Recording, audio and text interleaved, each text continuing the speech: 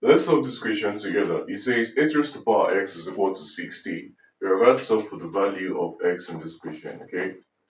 Now, in order to solve this, the first thing we are going to do is to write out what are the multiples of 8 and what are the multiples of 60. Now, the multiples of 8 are 2 times 2 times 2. Okay, and this can be shortened into 2 raised to the power 3. Okay, these are the multiples of 8. Now, for 60, we have 2 times 2 times 3 times 5, okay? And this is equal to 2 squared times 3 times 5, okay? So these are the multiples of 60. Now we're going to go ahead to write this thing such that we'll replace 60 with its multiples and replace 8 with its multiples, okay? So we're going to have 2 cubed raised to the power of x to be equal to 2 squared multiplied by 3 multiplied by 5.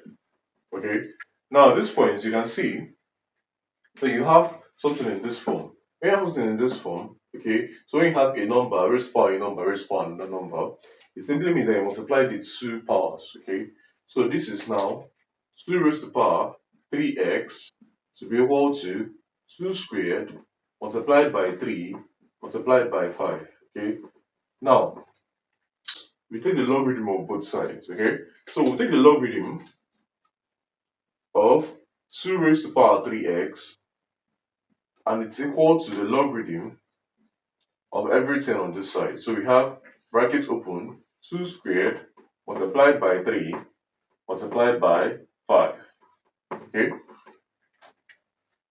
Moving on from here, we can say this logarithm we are taking, let's not take it in base 10, but let's take it in the base of the number carrying x.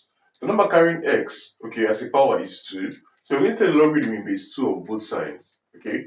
Such that we're going to have logarithm in base 2 of 2 raised to the power 3x. So when you have something like this, you multiply the power and the log. So we're going to have 3x multiplied by logarithm of 2 to base 2 to be equal to, on this other side, when you have multiplication, okay, of different numbers and you're taking the log of those numbers, you split up each number and take the log of each number and then add, okay? So we're going to have logarithm in base 2 of the first number, which is 2 squared.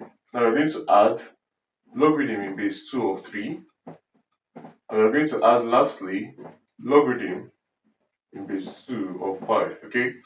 Now, at this point, we can now say the logarithm of a number to its own base is 1, okay? So this will give us 1. 1 times 3x is 3x, okay? So we have to be equal to the same thing that we did here, we'll do here. So we have 2 multiplied by logarithm of 2 to base 2 plus logarithm of 3 to base 2 plus log, okay, 5 base 2. Okay, now at this point, we now have that 3x is equal to logarithm of 2 to base 2 is also 1, okay, times 2 will give us 2 plus logarithm of 3 to base 2 plus logarithm of 5 to base 2. Okay, at this point, you can now divide both sides by 3 to get the value of x. So we have x now to be equal to 2 divided by 3, okay, which is 2 over 3, plus logarithm of 3 to base 2 divided by 3, you can write it as 1 over 3 into these two terms. So we have logarithm of 3 to base 2 plus logarithm of 5 to base 2. Okay, now this becomes the final answer to this question. Thanks for watching. If you made it to the end, please like, comment, subscribe. I'll see you guys in my next video. What's going on, guys? It's Fortune here editing this video. As you can see, about 99% of you guys are not subscribed to the channel, so please subscribe, like, comment, and share my videos, as this helps to push my videos out to more viewers out there. The more you subscribe, the more viewers can see my videos, the more we grow in this community. Thanks for watching, and I'll see you guys in my next video.